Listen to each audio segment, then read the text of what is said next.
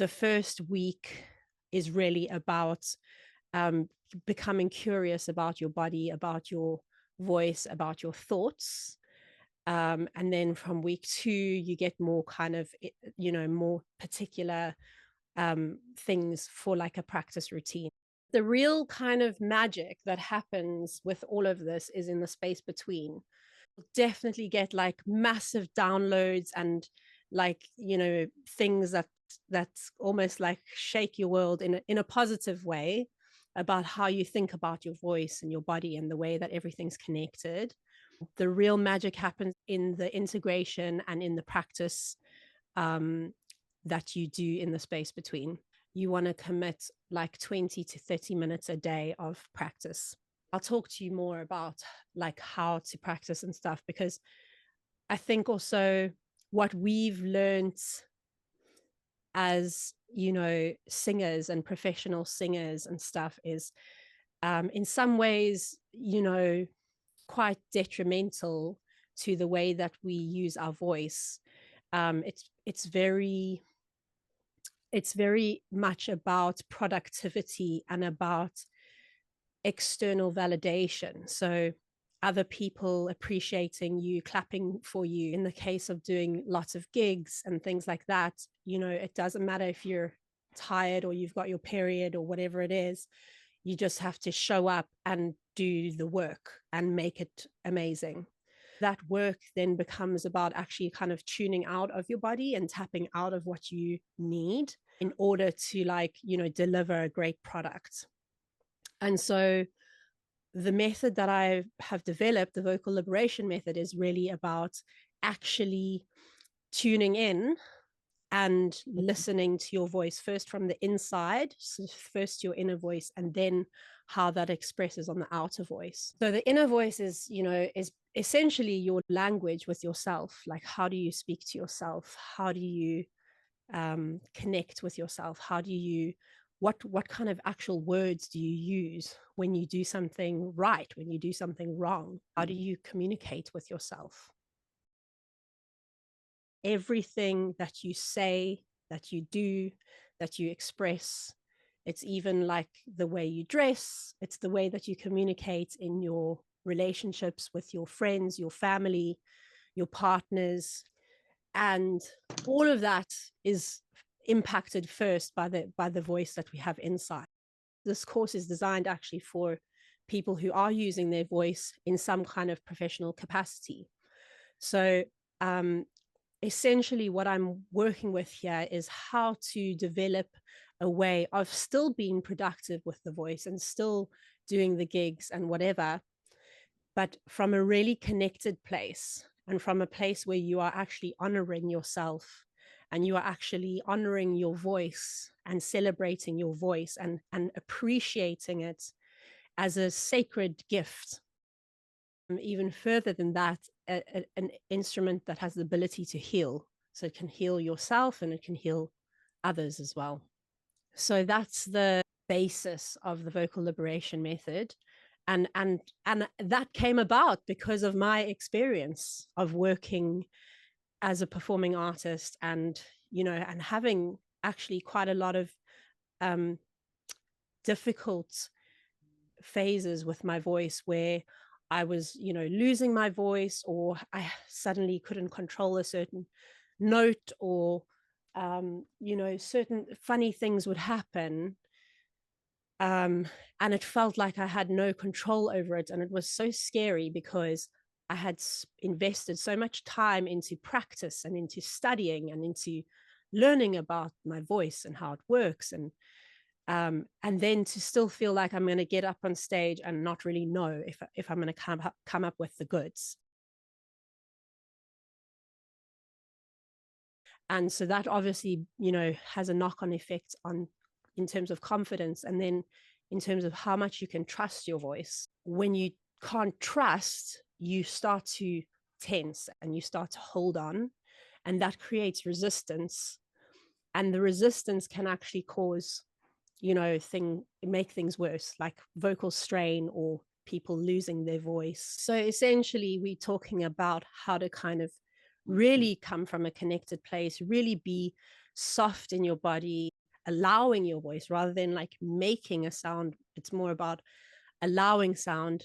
And from that perspective, tapping into your like true resonance, your unique sound. So really it's a combination then of the techniques which I've learned, which have been super amazing in terms of like being able to fast track growing your range, your pitch, your vocal agility, all of that kind of thing, but not forgetting the very, very important. And I really feel and believe from everything I've seen and everything that I've experienced that that needs to go hand in hand with the whole body, the whole mind, the whole person.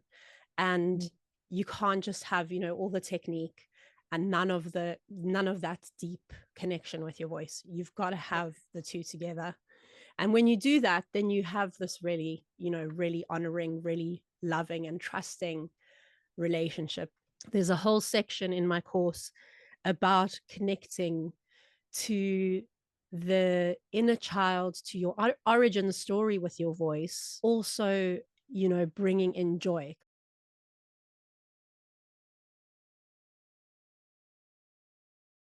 Pretty unconventional and really fun, quite silly sometimes. Think about when you're a child and when you originally connected with your voice, you were walking around singing. It was just joy, and you had that initial spark. And then I think for a lot of people who work with their voice professionally over the years, it's just something you use. In a way, you use and abuse. And then, what happens in such a kind of relationship? That is one of the core aspects of my course is, building your relationship, mind, body, voice. So one of the key elements to bringing your voice into your body is something that I work with in the vocal liberation method, which is the cycle check-in.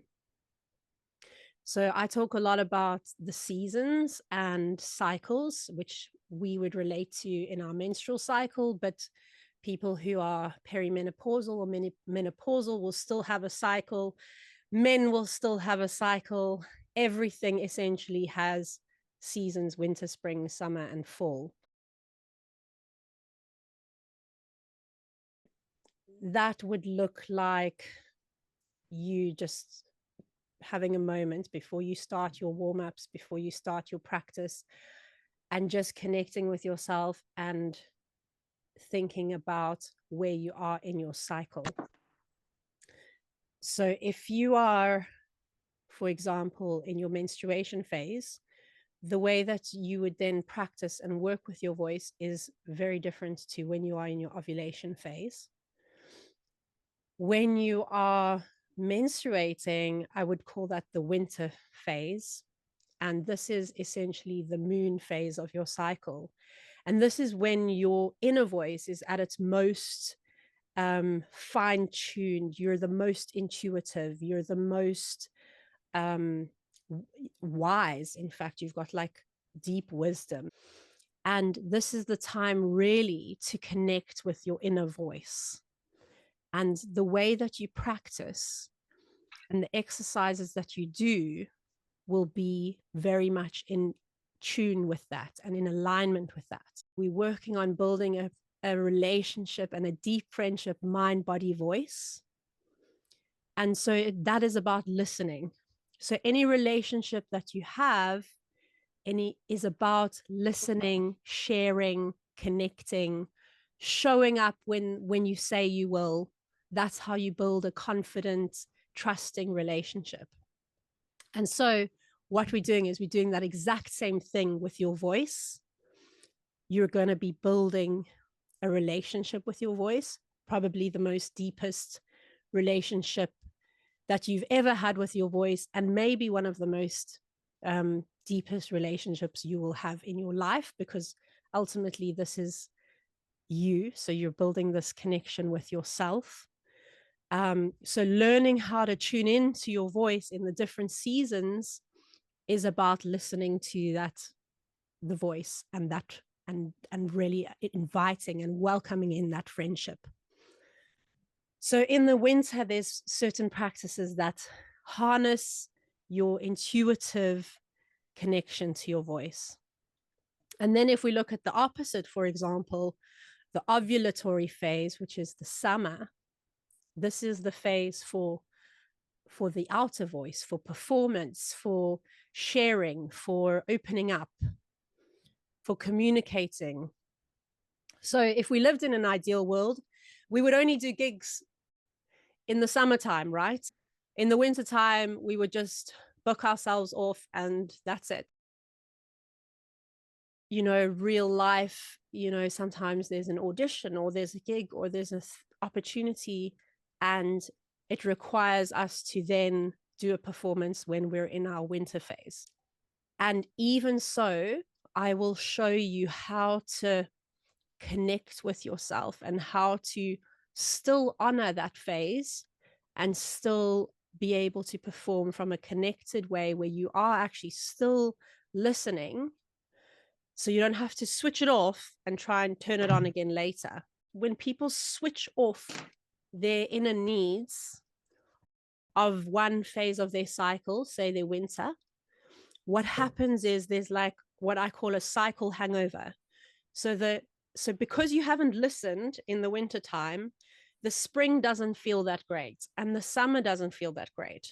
And sometimes that can be because of, even like having actual physical pain, like period pains or whatever. But it can also manifest in terms of just like not really feeling, super in alignment with your spring and with your summer. And, you can't sometimes even quite understand why. Maybe you're a bit tired. Maybe you're in summer, but you just don't want to see people, whatever it might be and however it might reflect for you. um Essentially we get that cycle hangover when we aren't listening to and offering our body what it needs in that time of our cycle. So everything that we're doing with the voice is about connecting and working from where we are now, from this place, from this moment. Just because you sang something yesterday or you did something yesterday doesn't mean that today, in this moment, that's where you're at in your cycle. It doesn't mean that you're just going to push through because, that's what maybe you did in the past, but we're looking at it very differently now.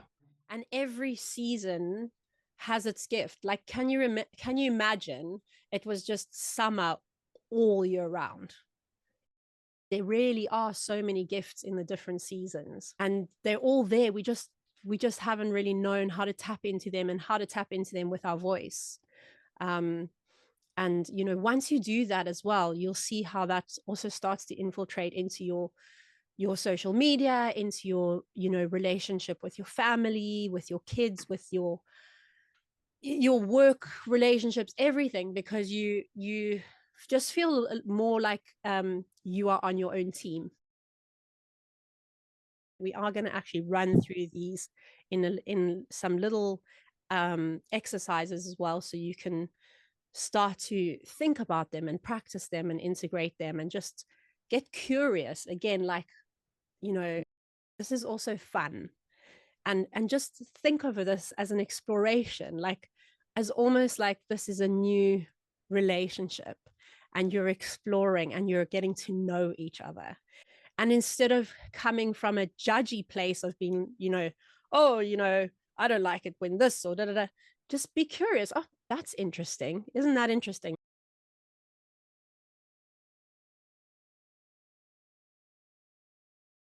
You have to become your own best friend. Sometimes your best friend needs to rock up with a tub of ice cream, two spoons, and a box of tissues and just listen to you cry. And sometimes that's what you need of your best friend. You don't need like a solution. You don't need a way out. You just need someone to be with you in your sadness, in your pain. That's all you need. Sometimes you need a best friend who's going to rock up and say, Oi, get your ass off the sofa. We are going for a walk on the beach. Both of those people are your best friend, but only you know which one you need. Certainly, the tools that I will share with you will help you to really connect and to explore that more deeply, so you have more of a knowledge of that. And then as you develop it more, you just know, you just it's like you're so familiar, you know.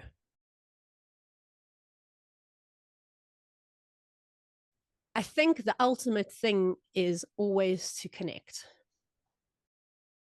even when you're feeling sad or whatever. There's different methods for communicating and expressing that. So, one way I love is to journal. Another thing that's very powerful is to just put your phone on record and just talk, say whatever you want to say. You can decide if you want to delete it or keep it or whatever.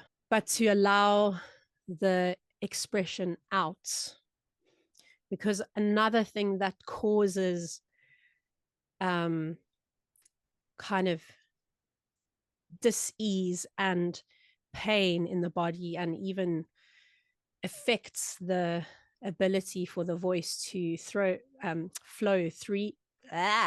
tongue twister, flow freely flow freely, is retaining emotions in your body and not expressing them. And your body will store that information, and that will create tension and pain and all of that kind of thing. So when we're talking about working with the voice, and yes, we work on singing, sure, but it's all kinds of expression. Giving a voice to those emotions and those experiences that maybe didn't have a voice before, that weren't allowed to be expressed, weren't allowed to be communicated, were held back, maybe because of a feeling of needing to be safe, or a lot of the time that comes from a place initially of wanting to protect yourself. But then, when you get older, you don't have to do that anymore. So you almost have to reconcile with those things. During those times, there's I invite a lot of like journaling and stuff, because a lot of stuff can come up. So this is something that we will explore when we talk about our origin stories, and we do some inner child work with the voice as well, as to where those origin stories come from with the voice, and what for example in your life is something that you have been allowed to express, and what is something that you have not allowed to express, and how has that maybe also impacted your life and your voice, because you've had to dampen or gloss over some things which have then retained in your body. The reasons for these kind of things can be so many things. They can be like societal things, they can be in the way that you grew up, they can be in something a singing teacher said to you, or something some stupid heckler in a show said to you. There can be so many things that cause us to actually shut down our voice, trying to protect our voice, because it is so special, sacred, and that's why it feels so sore when those things happen. And that is why you even sang, is because you felt it was a natural way of expressing yourself, of sharing yourself, actually having a conversation with the birds and the flowers and people, and things that happened as you were growing up. It was your way of kind of processing those things. Then having to become silent later on, which is, it's so many people experience this. When you're doing that, you're losing the connection, because the whole thing about the voice is that it needs to be expressed.